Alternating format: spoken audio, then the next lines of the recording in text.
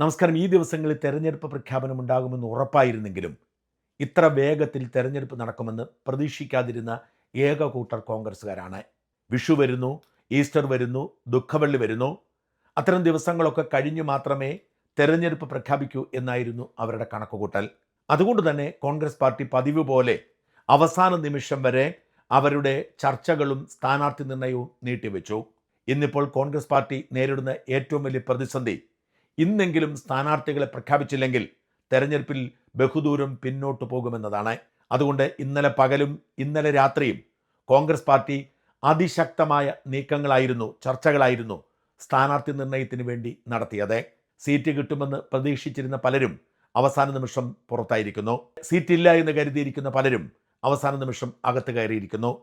മതവും ജാതിയും സമുദായവും സമ്മർദ്ദങ്ങളുമൊക്കെ അതിജീവിച്ചു വേണം കോൺഗ്രസ് പാർട്ടിക്ക് സ്ഥാനാർത്ഥി നിർണയം നടത്താൻ. എങ്ങനെ സ്ഥാനാർത്ഥി നിർണയം നടത്തിയാലും പൊട്ടിത്തെറി ഉറപ്പാണ്.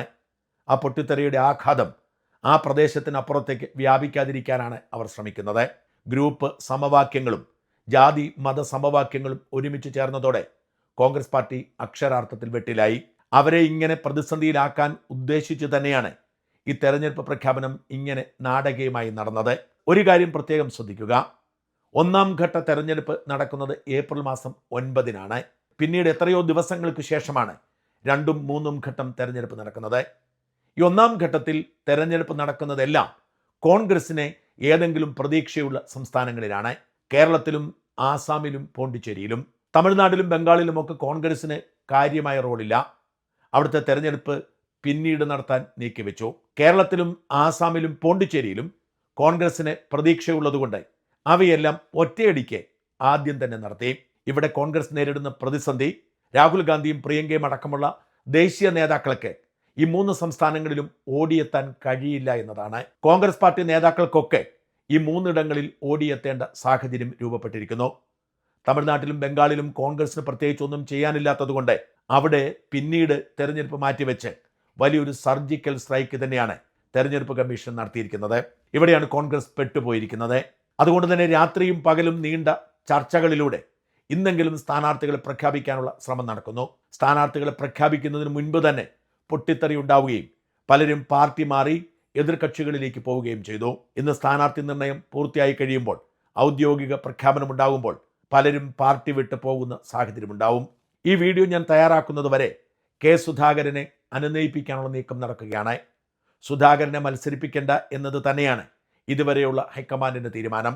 അഥവാ സുധാകരൻ BJP-യിലേക്കോ മറ്റോ പോകും എന്ന സാഹചര്യം ഉണ്ടായാൽ മാത്രമേ സുധാകരനെ പരിഗണിക്കൂ എന്നാണ് സൂചന. ഇപ്പോൾ സുധാകരനെ അങ്ങനെ പരിഗണിച്ചാൽ അടൂർ പ്രകാശിന് കോന്നിയും കൊടുക്കേണ്ട സാഹചര്യം ഉണ്ടാവും. എല്ലാ MP-മാരെ മാറ്റി നിർത്താനുള്ള നീക്കമാണ് ഇതിൻ്റെ ഭാഗമായി നടക്കുന്നത്. സുധാകരൻ രംഗത്ത് വന്നത് വഴി പോളിസി മാറ്റർ എന്ന നിലയിൽ MP-മാരെ അകറ്റി നിർത്തുമ്പോൾ ഏറ്റവും വലിയ തിരിച്ചടിയാവുന്നത് മുഖ്യമന്ത്രിയാവും എന്ന് കണക്കാക്കിയിരുന്ന KC വേണുഗോപാലിനാവും. KC വേണുഗോപാലിന് സീറ്റ് കൊടുത്താൽ തീർച്ചയായും സുധാകരന് സീറ്റ് കൊടുക്കേണ്ടി വരും. അതുകൊണ്ട് തന്നെ സുധാകരനെ എങ്ങനെയെങ്കിലും അനുനയിപ്പിച്ച് മാറ്റി നിർത്താനുള്ള നീക്കം ഇപ്പോഴും നടന്നു വരുന്നു.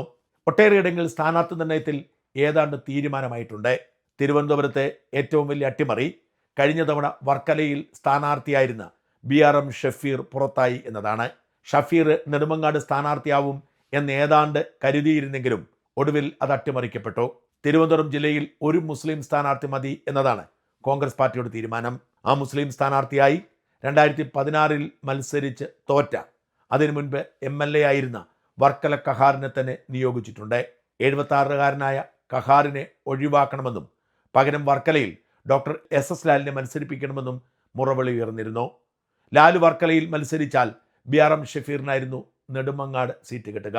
ഒടുവിൽ വർക്കല കഹാറിനെ വർക്കലയിൽ തീരുമാനിച്ചതോടെ മുസ്ലിം ആയതുകൊണ്ട് BRM ഷഫീർ പുറത്തായി എന്ന് മാത്രമല്ല, മറ്റൊരു സീറ്റില്ലാത്തതിനാൽ UDF സർക്കാർ അധികാരത്തിൽ വന്നാൽ ആരോഗ്യമന്ത്രിയാവും എന്ന് കണക്കാക്കപ്പെട്ടിരുന്ന ഡോക്ടർ SS ലാലും പുറത്തായി.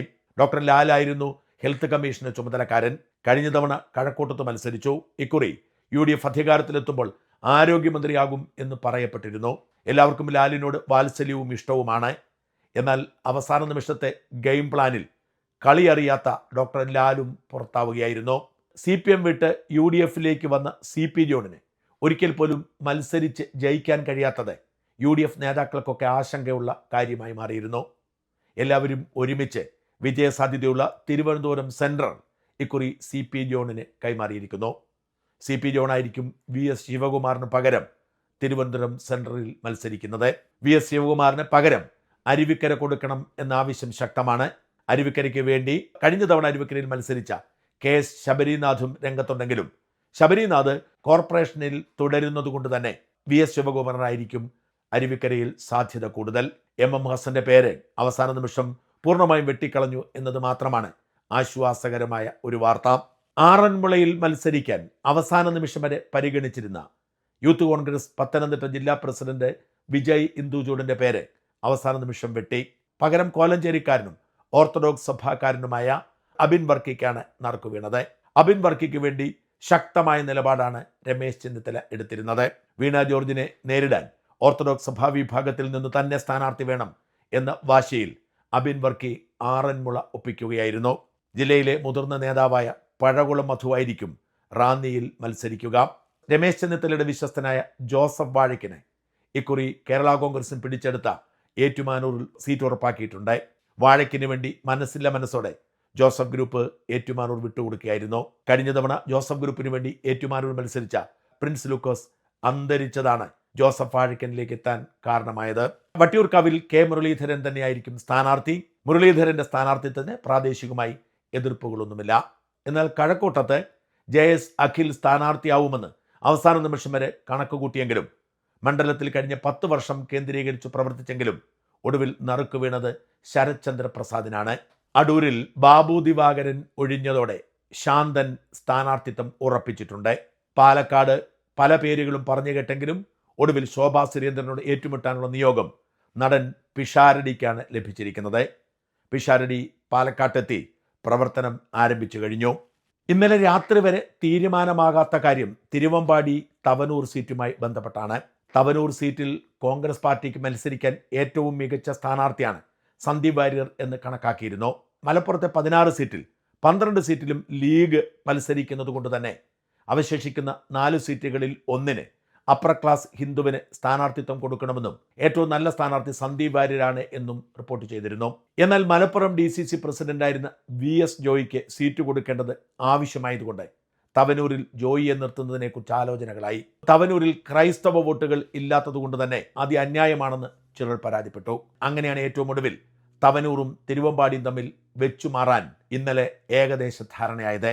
എന്നാൽ തവനൂരിൽ ലീഗ് സ്ഥാനാർത്ഥി വന്നാൽ മലപ്പുറത്തെ 16 സീറ്റിൽ AP അനിൽകുമാർ മാത്രമാവും UDFന്റെ ഹൈന്ദവ സ്ഥാനാർത്ഥി എന്നത് ചിലരുടെ ഉറക്കം കെടുത്തുന്നുണ്ട്. അങ്ങനെയൊരു ഫോർമുല രൂപപ്പെട്ടാൽ തീർച്ചയായും VS ജോയി ആയിരിക്കും തിരുവമ്പാടിയിൽ മത്സരിക്കുന്നത്. അത് അട്ടിമറിക്കപ്പെട്ടാൽ തവനൂരിലേക്ക് സന്ദീപ് വാര്യർ വരാം. തവനൂർ ലീഗിന് കൊടുക്കുന്ന സാഹചര്യത്തിൽ സന്ദീപ് വാര്യർക്ക് സീറ്റില്ലാത്ത ഒരു സാഹചര്യം രൂപപ്പെടും. തൃശ്ശൂരിൽ സന്ദീപ് വാര്യരെ മത്സരിപ്പിക്കാൻ അവസാന നിമിഷം ശ്രമം നടക്കുന്നുണ്ടെങ്കിലും തൃശ്ശൂരിനു വേണ്ടി വാദമുന്നയിച്ച് പലരും നേരത്തെ തന്നെ രംഗത്തെത്തിയിട്ടുണ്ട്. അങ്ങനെ വന്നാൽ BJP വിട്ട് കോൺഗ്രസിലേക്ക് വന്ന് ഏറ്റവും ശക്തമായ സൈബർ സാന്നിധ്യമായി മാറിയിരുന്ന സന്ദീപ് വാര്യർക്കും സീറ്റില്ലാതാവും. ഇത്തരം ചർച്ചകളൊന്നും നീട്ടിക്കൊണ്ടു പോകാനുള്ള സാഹചര്യം കോൺഗ്രസ് പാർട്ടിക്ക് ഇപ്പോഴില്ല. ഇന്ന് രാവിലെ തന്നെ എതിർപ്പുകളോടുകൂടിയാണെങ്കിലും ആദ്യ ലിസ്റ്റെങ്കിലും പുറത്തുവിടേണ്ടി വരും. ഏതാണ്ട് പാതിയോളം പേരുടെ ലിസ്റ്റ് ഇന്ന് പുറത്തുവിടുമെന്നും ബാക്കി ലിസ്റ്റുകൾ 2 ദിവസത്തിനകം പുറത്തുവിടുമെന്നുമാണ് റിപ്പോർട്ടുകൾ.